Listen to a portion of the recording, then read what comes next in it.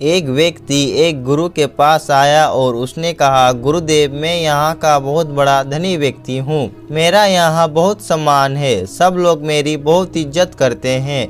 मैं जहाँ जाता हूँ लोग वहाँ खड़े हो जाते हैं। मैं चाहता हूँ कि लोग मेरा ऐसा ही सम्मान करते रहे, मेरा कभी कोई अपमान ना करे। और अगर कभी किसी ने मेरा अपमान कर दिया तो मुझे क्या करना चाहिए? गुरु ने कहा, कल से मैं यहाँ एक प्रवचन दे रहा हूँ। तुम्हें वो प्रवचन रोज सुनने होंगे। पूरे 10 दिन में ये प्रवचन दूंगा। अगर तुमने 10 के 10 दिन पूरे प्रवचन सुन लिए तो फिर तुम्हारा कोई अपमान ना कर सकेगा। व्यक्ति ने कहा, जी गुरुदेव, जैसा आप कहेंगे मैं बिल्कुल वैसा ही करूँगा और पूरे 10 दिन आऊँगा और आपका हर प्रवचन पूरे ध्यान से सुनूंगा। गुरु ने अगले दिन से प्रवचन देना शुरू कर दिया। वे व्यक्ति भी वहां उपस्थित हुआ और अपने साथ बड़ी और ऊंची कुर्सी लेकर आया और उस कुर्सी को गुरु के बगल में लगा दिया। उस कुर्सी पर वे विराजमान हो गया। सभी लोग उस व्यक्ति के सामने खड़े हो गए। उसने सबको बैठने के लिए कहा और गुरु से कहा, गुरुदेव, चलिए अपना प्रवचन शुरू कीजिए, मैं सुनने के लिए तैयार हूँ। गुरु ने कहा, तुम यहाँ से उठो और पीछे जाकर खड़े हो जाओ। जब तक कि मैं ना कहूँ तब तक मत बैठना। वे बात सुन उस व्यक्ति को बड़ा अजीब लगा। फिर भी वे उठा और पीछे जाकर खड़ा हो गया। गुरु ने अपना प्रवचन देना शुरू किया। बहुत देर हो गई पर गुरु ने उसे बैठने के लिए कहा ही नहीं। उसने गुरु को प्रवचन देते समय रोककर कहा, गुरुदेव, आप कुछ भूल तो नहीं गए हैं? मैं अभी भी खड़ा हूँ। गुरु ने कहा, कोई बात नहीं, तुम अभी खड़े रहो। पूरा प्रवचन समाप्त हो गया पर गुरु ने उस व्यक्ति को बैठने के लिए कहा ही नहीं। सभी लोग गुरु को प्रणाम कर वहाँ से चले गए। वे व्यक्ति गुरु के पास आया और कहा, गुरुदेव, आपने मुझे पूरे प्रवचन के दौरान पीछे खड़ा रखा। आपने तो मुझे बैठने के लिए कहा ही नहीं। गुरु ने कहा, कोई बात नहीं, अब तुम जा सकते हो। वे व्यक्ति फिर से अगले दिन गुरु के प्रवचन में आया और अपनी उस ऊंची कुर्सी पर बैठ गया और गुरु से कहा, गुरुदेव, कल का प्रवचन बहुत ही बढ़िया था, आज का प्रवचन शुरू करें। गुरु ने कहा, बिल्कुल, आज का प्रवचन मैं शुरू करूंगा, पर तुम इससे पहले पीछे जाकर खड़े हो जाओ और जब तक मैं न कहूं तब तक मत बैठना। उस व्यक्ति को बहुत अजीब लगा।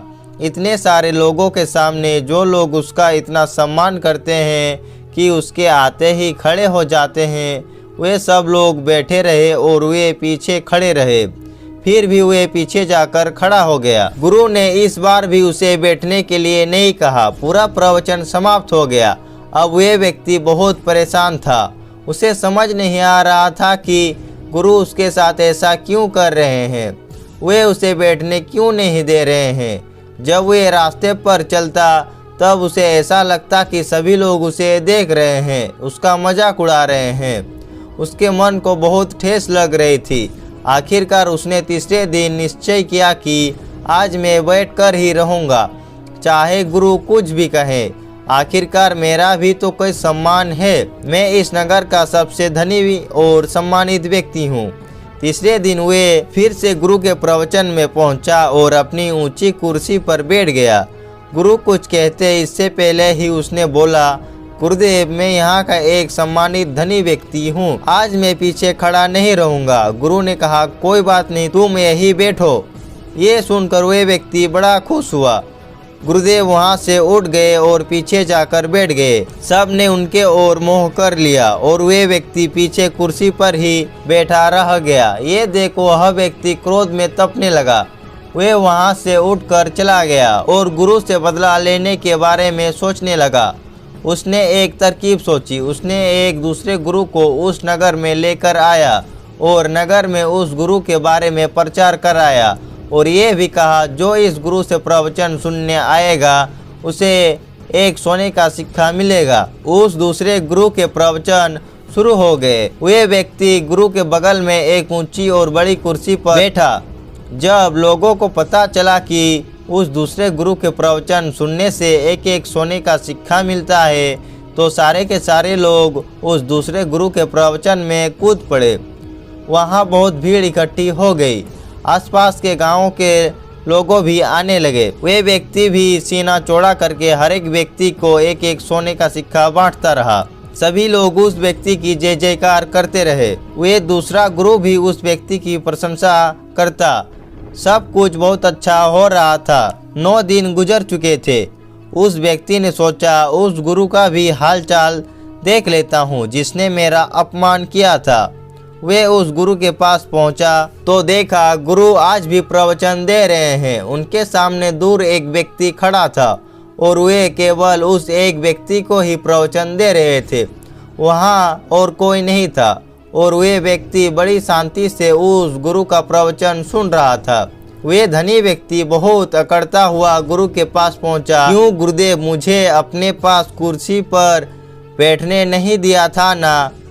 अब मैं आपसे भी बड़े गुरु के पास उनके साथ बैठता हूँ। सभी लोग उनके प्रवचन सुनने आ रहे हैं। सभी लोग मेरा जय जयकार कर रहे हैं। गुरु मुस्कुराए और कहा, जाओ अपनी जय जयकार कराओ, मुझे अपना प्रवचन पूरा करना है। उस धनी व्यक्ति ने कहा, आप किसे प्रवचन दे रहे हैं? उस एक व्यक्ति को, और उसे भी वहाँ दूर खड़ा कर रखा है। मैं उसे भी अपने साथ ले जाऊंगा। फिर किसे प्रवचन देंगे? गुरु हंसे और गुरु ने कहा, ले जाओ।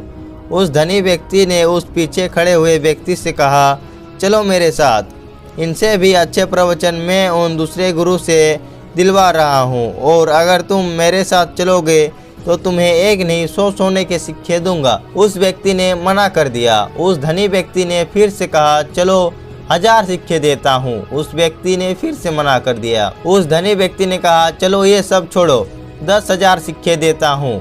उस व्यक्ति ने फिर से मना कर दिया। उस धनी व्यक्ति के अहंकार को ठेस पहुँच रही थी। उसने कहा, इतना दूंगा कि तुम्हारे 7 पुश्ते बैठकर खाएंगी। जमीन भी दूंगा और 1 लाख सोने के सिक्के भी दूंगा। उस दूर खड़े व्यक्ति ने मना कर दिया और कहा, अगर तुम यहाँ से चले जाओगे तो जितना चाहोगे उतना धन दूंगा, जितनी जमीन कहोगे उतनी दूंगा, राज्य मांगोगे वो भी दे दूंगा। ये बात सुनकर उस धनी व्यक्ति को समझ में नहीं आया कि ये सामने खड़ा हुआ व्यक्ति कौन है। उसने गुरु से पूछा, गुरुदेव ये कौन है? गुरु ने कहा, यह इस देश के राजा है। उस धनी व्यक्ति ने ध्यान से देखा और राजा को पहचान लिया। वे सीधा राजा के चरणों में गिर गया और कहा, महाराज माफ करें, मैंने आपको पहचाना नहीं। तब गुरु ने कहा, क्या राजा के चरणों में गिरने से तुम्हारे अहंकार को ठेस नहीं पहुंची? क्या तुम्हारा सम्मान नहीं घटा? उस व्यक्ति ने कुछ नहीं कहा। तब गुरु ने कहा, सुनो, जब तुम आए थे उसी दिन ये राजा भी आए थे। इनका प्रश्न भी वही था जो तुम्हारा था। जो मैंने तुमसे कहा वे मैं इनसे भी कहा, पर ये अभी तक वही खड़े हैं जहाँ मैंने इन्हें खड़ा किया था, और तुम वहाँ खड़े हो जहाँ तुम खड़े होना नहीं चाहते थे। तुम्हें तो अपने प्रश्न का उत्तर चाहिए था और तुम किस खेल में लग गए? राजा ने कहा, मित्र, मैंने इन 9 दिनों में सीखा कि हमारा अपमान नहीं होता, हमारे पद का, हमारे प्रतिष्ठा का अपमान होता है। जब हम अपने आप को किसी भारी वस्तु से जोड़ लेते हैं तब हमारा अपमान होता है। मैं राजा हूँ तो तुम्हें मेरे चरणों में गिरने से तुम्हें कोई आपत्ति नहीं है।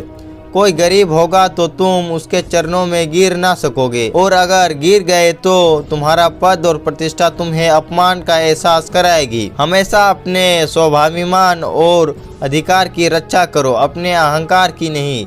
जहाँ मौका मिले अपने अहंकार को टूट जाने दो। मैं यह 9 दिनों से खड़ा हूँ और मेरा अहंकार तहस नहस हो गया है। मैं एक साधारण व्यक्ति बन गया हूँ जो एक राजा भी है। इससे पहले मैं एक राजा था जो एक असाधारण व्यक्ति था। इसी अहंकार के कारण मुझे छोटी छोटी बातों में भी अपना अपमान लगता था, जो आज नहीं है। ये सुनकर वह धनी व्यक्ति गुरु के चरणों में गिर गया और उनसे माफ़ी मांगी।